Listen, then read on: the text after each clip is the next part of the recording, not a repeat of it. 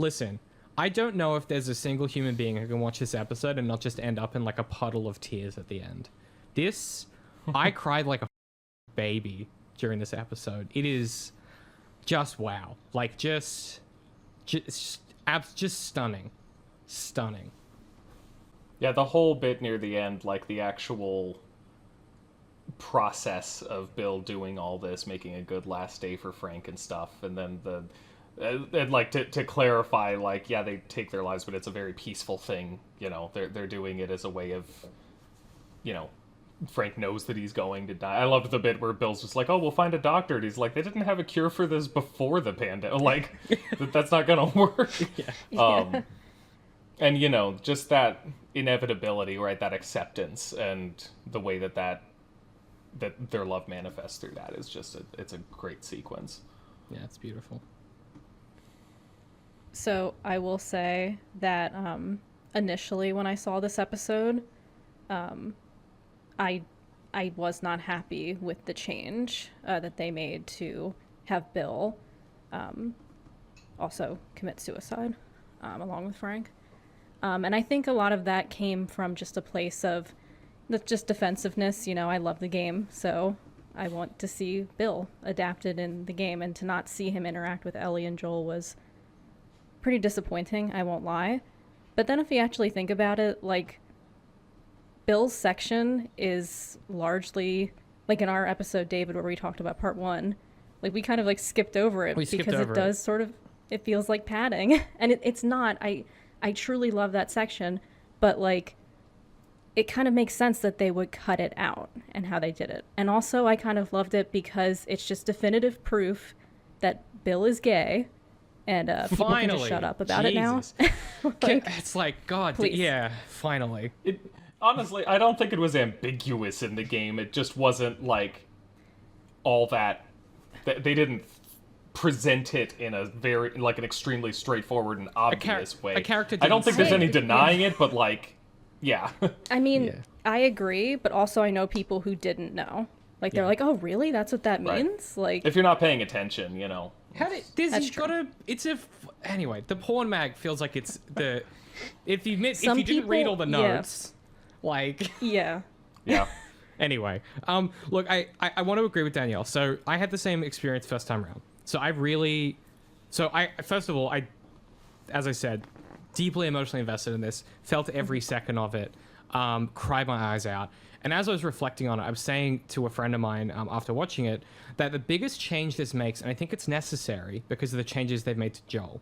So in the game, Bill functions as a comparison point for Joel if Joel doesn't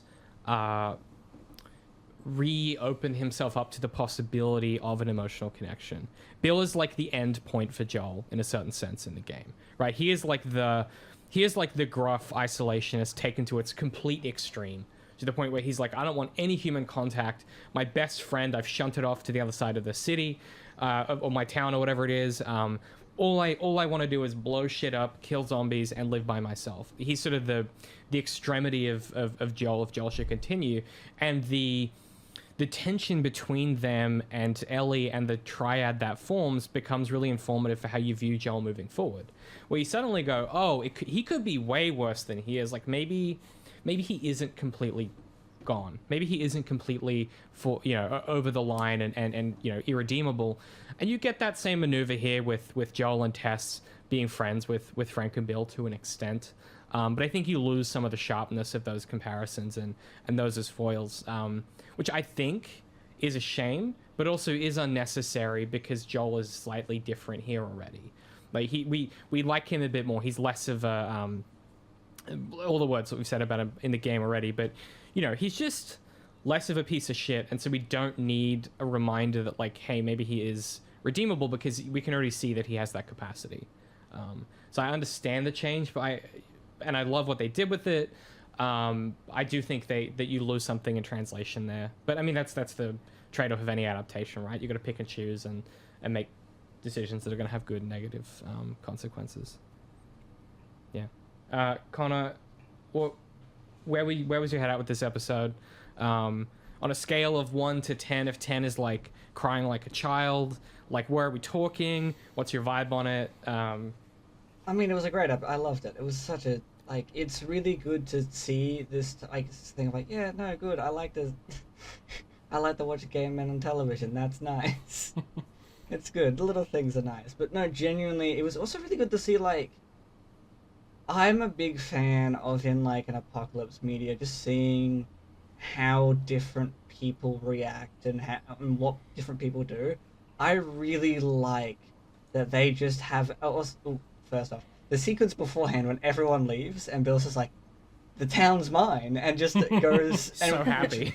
which we were describing as, oh, he just goes fishing and he's going into every store he can, grabbing as much supplies. It was like, no, that's like the kind of fun that you would have. It's like everyone, like the Kevin McAllister when everyone leaves the house, being like, the house is mine. 100%, yeah. Yeah, almost to the degree of literally also setting traps. But like, yeah. Bill truly is home alone.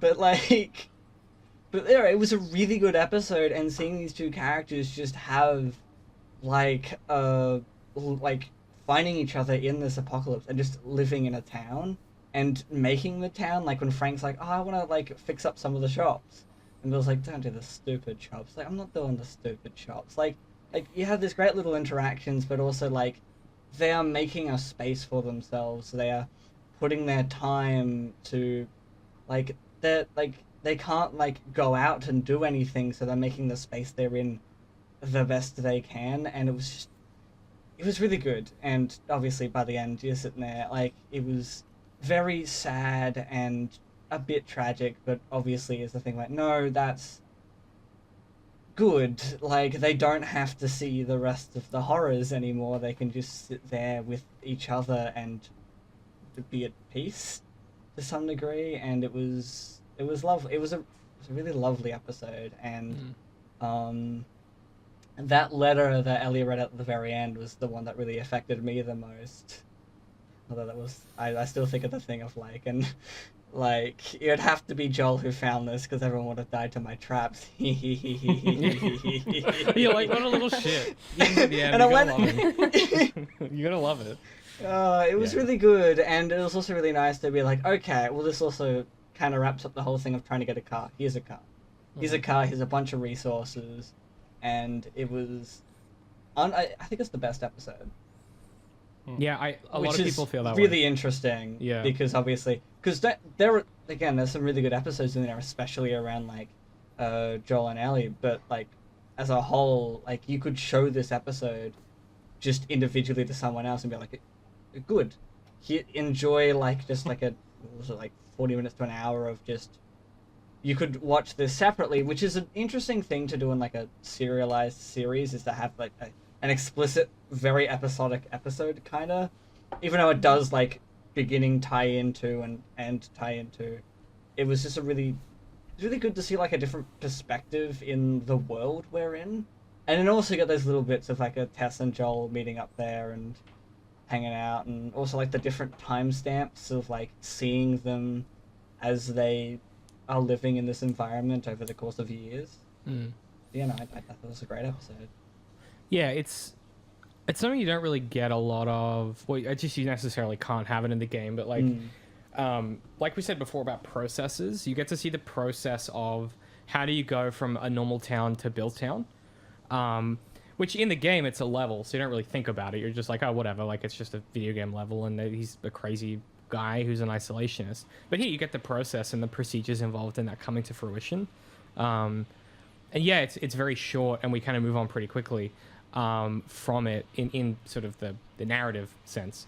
But I think emotionally, it sits quite close to what it is this story is thinking about. And I think it's particularly prescient off the back of Tess's death to have this episode, because you suddenly go, oh yeah, Joel and Tess can never have anything like this. Like there's a meaningful absence of this kind of possibility in Joel's life. And suddenly, here's Ellie that represents, maybe there is a possibility that there's a version of life where, you know, he talks about it later of like, you know, settling down on a farm and owning cattle and just sort of being able to grow old and have a peaceful and meaningfully, you know, a meaningful life with the people that you care about, which is something that, you know, so far Joel